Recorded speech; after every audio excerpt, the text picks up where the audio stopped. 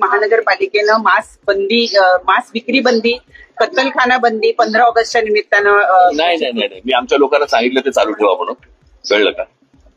पहिली गोष्ट आपण बघितली पाहिजे, महानगरपालिकेला या सगळ्या गोष्टींचे अधिकार नाही आणि कोणी काय खावं आणि कोणी काय खाऊ नये याचे निर्णय सरकार आणि महानगरपालिकांनी करू नये. म्हणजे एका बाजूने आपण स्वातंत्र्य दिन म्हणून साजरा करायचा आणि खायचं स्वातंत्र्य नाही. म्हणजे स्वातंत्र्य दिनाच्या दिवशी तुम्ही कोणत्याही प्रकारची बंदी आणताय, मला असं वाटतं की हेच विरोधाभास आहे त्याच्यातच. म्हणजे आपण दोन गोष्टी आपण पाळतो की एक स्वातंत्र्य दिन आणि दुसरं म्हणजे प्रजासत्ताक, म्हणजे प्रजेची सत्ता, आणि इथे आपण स्वातंत्र्य म्हणतो. मग स्वातंत्र्य म्हटल्यानंतर तुम्ही बंदी कशी काय आणताय? आणि कोणाचे काय धर्म आहेत आणि कोणाचे काय सण आहेत याच्याप्रमाणे कोणी काय खावं ही गोष्ट मला असं वाटतं सरकारने सांगू नये. कोणत्याच सरकारने सांगू नये की कोणी काय खाल्लं पाहिजे आणि कोणी काय नाही खाल्लं पाहिजे. मी आता कोणाकडं तरी ऐकलं की ह्या 1988 साली हा कायदा वगैरे आणलाय. मला असं वाटतं तो 88 साली आणला असेल नाही तर आता आणला असेल. मला असं वाटतं कोणत्याही सरकारने या गोष्टींचा विचार केला पाहिजे की स्वातंत्र्य दिनी आपण लोकांचं स्वातंत्र्य हिरावून घेतो.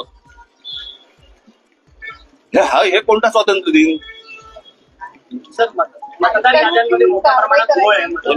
मी 16-17 पासून बोलतोय. पहिल्यांदा लोकांचं आरोग्य हे अत्यंत महत्वाचं आहे आणि आरोग्याचं रक्षण हे झालंच पाहिजे. त्यासोबत काही आस्थेचे विषय आहेत, तर ते आस्थेचे जे विषय आहेत तेही आपण त्या ठिकाणी त्याची काळजी घेऊ शकतो, त्यातनं मार्ग काढू शकतो. काही अशा ठिकाणी देखील आपण फिडिंगची व्यवस्था करू शकतो की ज्या ठिकाणी वस्ती नाहीये किंवा कंट्रोल फिडिंगचा एक मागे विषय आहे, काही लोकांनी सांगितला होता. अशा वेगवेगळ्या पद्धतीनं आपण यातनं मार्ग काढू शकतो.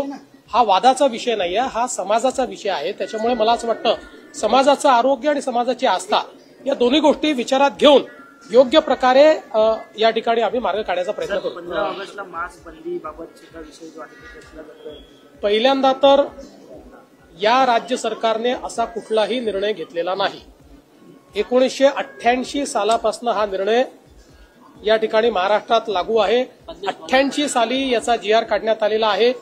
अनेक महानगरपालिकांचे मी आता त्या ठिकाणी मलाही माहित नव्हतं, मलाही मीडियातनं समजलं, मलाही माहित नव्हतं की अशा प्रकारचा निर्णय आहे. पण ज्यावेळी मी बघितलं तर अनेक महानगरपालिकांना मी विचारलं की तुम्ही का असा निर्णय घेतला. त्यावेळेस त्यांनी 88चा GR मला पाठवला आणि त्यांनी हे देखील पाठवलं की दरवर्षी ते अशा प्रकारचा निर्णय घेत आहेत. अगदी उद्धव ठाकरे मुख्यमंत्री होते तेव्हाही त्यांनी घेतलेल्या निर्णयाची प्रत त्यांनी मला पाठवली, जी तुमच्याकडे मी कधीही त्या ठिकाणी देऊन देईल. शेवटी सरकारला कोणी काय खावं हे ठरवण्यात काही इंटरेस्ट नाही. आमच्यासमोर खूप प्रश्न आहेत. त्यामुळे मला असं वाटतं की विनाकारण 1988 साली घेतलेला निर्णय आणि आज मात्र त्याच्यावर अशा प्रकारे वादंग तयार करायचा जणू काय आमच्या सरकारने निर्णय घेतला.